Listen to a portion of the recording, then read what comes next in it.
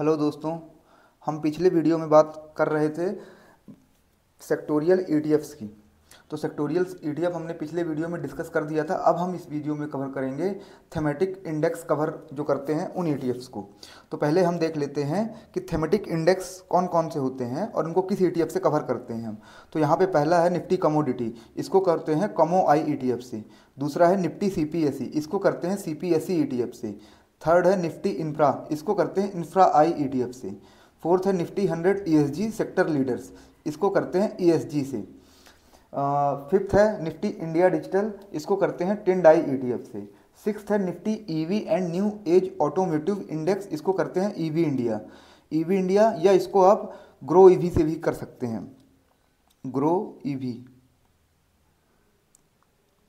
Seventh है Nifty India manufacturing, इसको cover करते हैं मेक इंडिया से। और एक और है निफ्टी इंडिया डिफेंस, उसको करते हैं एमओ डिफेंस या ग्रो डिफेंस से आप कर सकते हैं। तो ये मेनली 7 इंडेक्स हैं। अब अगर अपन आगे बढ़ते हैं तो पहला है निफ्टी कमोडिटी इंडेक्स, इसको कवर करते हैं कॉमो आई ईटीएफ से। इसमें आते हैं टोटल 30 स्टॉक्स और 6 सेक्टर्स। अब इसमें अगर बात करते हैं तो इसका लॉन्च किया गया था 2011 में। इसके जो रिटर्न परसेंटेज की अपन बात करते हैं तो 43.13%, वो भी गिरावट के बाद, यानी कि 52% के समथिंग एक साल में इसने रिटर्न दिया है। 5 साल में 22.70 एनुअली बना के दिया है। Since Inception 13.08%। तो ये अभी क्या है कि ये कमो आई ईटीएफ या कमोडिटी इंडेक्स इसलिए चल रहा है क्योंकि इंडस्ट्री में कमोडिटीज़ का बहुत प्रयोग होता है और जैसे जैसे मैन्युफैक्चरिंग बढ़ेगी वैसे वैसे इसका भी रेट बढ़ेंगे। अब इसका अगर फंडामेंटल की अपन बात करते हैं तो इसमें प्राइस टू अर्निंग रेशियो है 21.0t, जो कि ठीक ठाक है। प्राइस टू बुक वैल्यू है 2.3t और डिविडेंड यील्ड है 2.18। इसमें जो टॉप वेटेज कंपनी है ये है एनटीपीसी, रिलायंस, अल्ट्राटेक, ये सब कंपनी है। हम इंडेक्स की पहले बात कर चुके हैं, तो अगर आपको इंडेक्स के लॉन्ग वीडियो अगर आपको इंडेक्स के देखने हो तो आप वहाँ पे विजिट कर सकते हैं। अब हम यहाँ पे बात करते हैं कॉमो आई ईटीएफ को। कॉमो आई ईटीएफ जनरली की इसको कमोडिटी इंडेक्स को कवर करता है। इसका एक शेयर 86 रुपीज़ का आता है और 86 रुपये आपके इतने सारे सेक्टर्स और इतने सारे मतलब कंपनीज़ में जाएंगे, तो आपका पैसा जनरली बहुत सेफ हो जाता है। इसकी टोटल मार्केट कैप की बात करते हैं तो 78.58 करोड़ का है। फेस वैल्यू इसकी 10 है। डेट ऑफ लिस्टिंग 2022 से आया है ये, और अभी 101 का हाई मार्क के आया है। ठीक है ना। इसकी ये टोटल पूरे सेक्टर्स हैं, आप यहाँ पे देख सकते हैं। और ये इसकी अगर इसकी वॉल्यूम की बात करते हैं तो 65,000, 86,000, 87,000, 1,16,000, अच्छा खासा वॉल्यूम है। और वैल्यू अगर बात करते हैं तो 56 लाख, 73 लाख, 74 लाख, 97 लाख, 84 लाख, इस तरह। तो ये अभी जो ये ईटीएफ है ये अभी हमारे सभी क्राइटेरिया में फिट बैठता है। अब इसके अगर रिटर्न परसेंट की एक साल की बात करते हैं तो ये गिरावट के बावजूद भी 30.5 अच्छा, ये अभी जनवरी में आया ही था, अभी इसको एक साल पूरा हुआ ही नहीं है, तो ऑलमोस्ट 30% का रिटर्न दे रहा है ये। इसकी ये टोटल कंपनीज हैं, आप यहाँ पे स्टॉप करके देख सकते हैं। तो हमने इसको कवर कर दिया कॉमो आई ईटीएफ को। अब नेक्स्ट वीडियो है निफ्टी सीपीएसई इंडेक्स।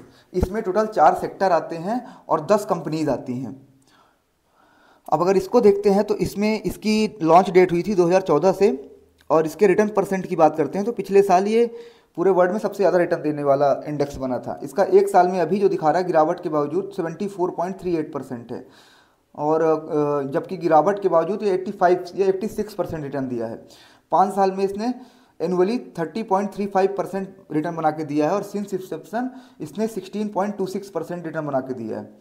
ठीक है। अगर इसके फंडामेंटल की बात करते हैं तो प्राइस टू अर्निंग रेशियो है इसका 13.34 है। प्राइस टू बुक वैल्यू है इसका 2.48 है, और डिविडेंड यील्ड है 3.14 है। ये इसकी टॉप 10 कंपनीज़ हैं।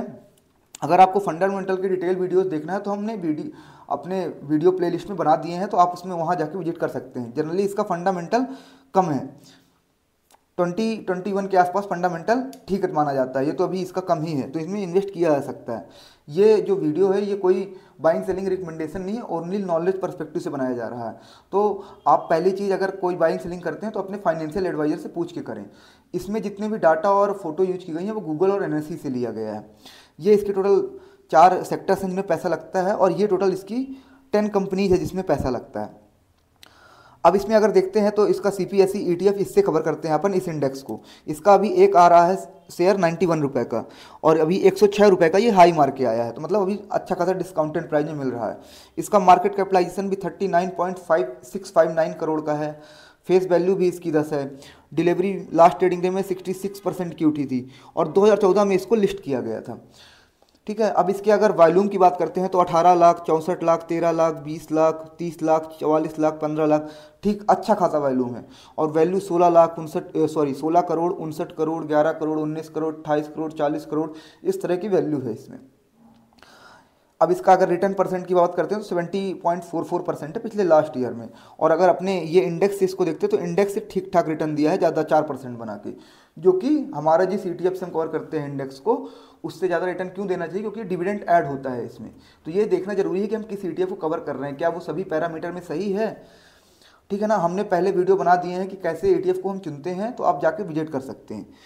अब यहाँ पे इसका 5 साल का रिटर्न देखते हैं। देखिए 5 साल में भी इसने क्लियरली इसको बीट किया है, और इसका मैक्सिमम अगर देखते हैं तो इसमें भी देखिए इसको क्लियरली बीट किया है यहाँ पे। अब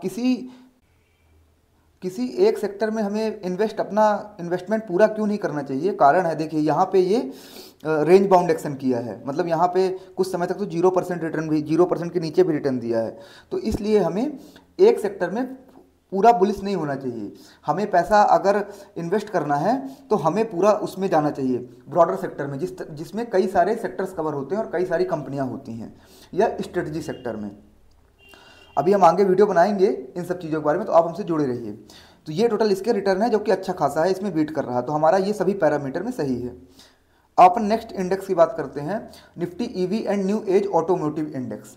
ठीक है, इसको कवर करते हैं अपन EV इंडिया से। ये जो उसमें वो कंपनियां आती हैं जो 2 व्हीलर, 3 व्हीलर, 4 व्हीलर, ये सब EV में काम कर रही हैं। इसमें टोटल कितने 6 सेक्टर्स हैं, इसमें टोटल 6 सेक्टर्स हैं, और इसमें कंपनी शायद 10 के समथिंग है।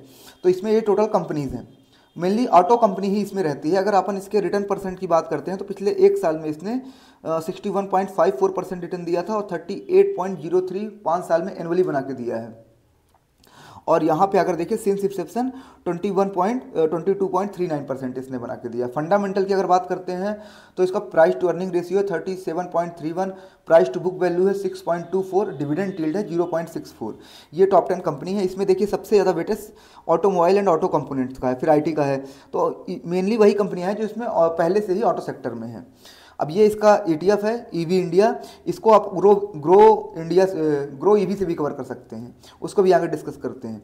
इसमें इसका जो अभी एक शेयर मिल रहा है 30.68 का, जो कि अभी 36 का हाई मार्क के आया है, जो कि अच्छा खासा डिस्काउंट मिल रहा है।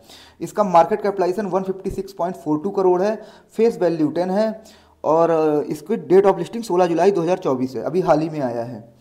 अब अगर इसके वॉल्यूम की बात करते हैं तो 4 लाख, 4 लाख, 3 लाख, 3 लाख, 4 लाख, 3 लाख, सही वॉल्यूम है। वैल्यू 1 करोड़, 1 करोड़ 39 लाख, 92 लाख, 99 लाख, 1 करोड़ 29 लाख, ठीक ठाक वैल्यू है। अब इसी को हम नेक्स्ट ETF से भी कवर कर सकते हैं, एक है ग्रो EV करके है, आप इससे भी जा सकते हैं, क्योंकि इसका देखिए मार्केट कैपिटलाइजेशन ज़्यादा है। इसका भी एक शेयर 30.69 का पड़ रहा है, और इसका 30.68 का है। और यहाँ पे अगर इसकी फेस वैल्यू 10 है, ये इसको भी 12 अगस्त 2024 को लॉन्च किया गया था, 36 का ये भी हाई मार्क के आया है अभी। इसके अगर वॉल्यूम की बात करते हैं तो 3 लाख, 4 लाख, 3 लाख, 3 लाख, और वैल्यू की 1 करोड़, 1 करोड़, 1 करोड़, 1 करोड़, 1 करोड़। तो इसकी टोटल ये वैल्यू और वॉल्यूम, तो दोनों ये अपने क्राइटेरिया में सही बैठ रहे हैं, तो आप इनमें इन्वेस्ट करके चल सकते हैं। अभी क्या है कि EV में यही दोनों कंपनियां वो लाई हैं, ETF लाई हैं। ये टोटल इसमें कंपनियां हैं, कितनी कंपनी है, 33 कंपनीज हैं EV सेक्टर में। ठीक है, अब अपन नेक्स्ट आगे बढ़ते हैं Nifty 100 ESG sector leader index में। तो इसको अपन कवर करते हैं ESG, आप ESG डालेंगे कोड नेम तो आ जाएगा उसमें। तो इसमें क्या है, 11 सेक्टर और 30 कंपनीज हैं। इसमें अगर देखा जाए तो इसका एक साल का रिटर्न 31.06% है, 5 साल में 16.63% एनुअली बना के दिया है, और सिंस इंसेप्शन इसने 15.19% एनुअली बना के दिया है। इसमें ये टोटल 11 सेक्टर्स हैं, सबसे ज़्यादा है फाइनेंशियल सर्विसेज का इसमें वेटेज। और फंडामेंटल अगर इसका देखते हैं तो प्राइस टू अर्निंग रेशियो 26.33 है, प्राइस टू बुक वैल्यू इसमें 4.02 है, और डिविडेंड यील्ड 1.06 है। टॉप 10 कंपनीज है वेटेज के हिसाब से। ये टोटल इसके 11 सेक्टर हैं। इसके बाद ये है इसका ETF ESG, इसका एक शेयर अभी 40.84 रुपये का मिल रहा है, जो कि 44.74 का हाई मार के आया है। टोटल मार्केट कैप 120 करोड़ है इसका।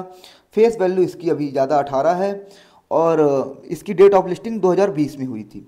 ठीक है, अब यहाँ पे इसके वॉल्यूम और वैल्यू की बात करते हैं तो 12,000, 6,000, 4,000, 1,46,000, 26,000, 3,00,000, 3,000, 14,000, 2,00,000। तो वॉल्यूम कभी कभी तो कम ही रहता है, लेकिन ठीक रहता है, आपका सौदा कट जाएगा इसमें। वैल्यू की बात करते हैं अगर तो 5 लाख, नहीं सॉरी 51 लाख, 25 लाख, 17 लाख, 5 करोड़, 10 करोड़, इस तरह की वैल्यू इसमें ट्रेड होती है। अब अगर इसमें देखते हैं 1 साल का रिटर्न इसका 31.74% है। तो ये अपने सभी ऑलमोस्ट 95% क्राइटेरिया में फिट बैठ रहा है, तो अपन इसको कवर करेंगे। अगर आपको इस इंडेक्स का कोई दूसरा ETF है जिसमें वॉल्यूम और इसका मार्केट कैपिटलाइजेशन ज़्यादा हो तो आप हमें कमेंट कर सकते हैं। और आपको किस टॉपिक में वीडियो चाहिए आप हमें बता सकते हैं, ताकि हम उसका वीडियो बना सकें। तो आप कमेंट करिए और बताइए कि आपको कैसा लग रहा है, क्या कमी रह रही है। तो यहाँ पे है, अभी हम नेक्स्ट वीडियो में कवर करेंगे नेक्स्ट इंडेक्स। ओके, धन्यवाद।